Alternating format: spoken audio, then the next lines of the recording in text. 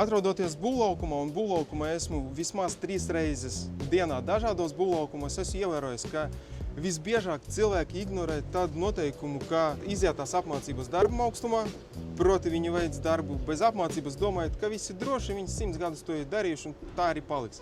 Taču tā nav un pavisam nav.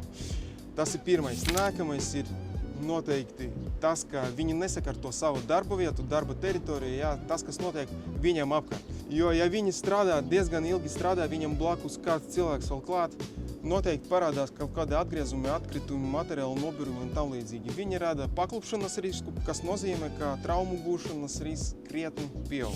Un trešais civilās aizsardzības līdzekļu nelietošana. Tā kā nevis nedaudz nelietošana, bet nelietošana vispār. Jā, cilvēks, pieņemsim, slīpējot grīdu, noslēgtā telpā, kad tikko uzliets betons, staigā ar to slīpējamo mašīnu, jā, kas rada troksni kaut ko tuvu pie 100 decibeļiem.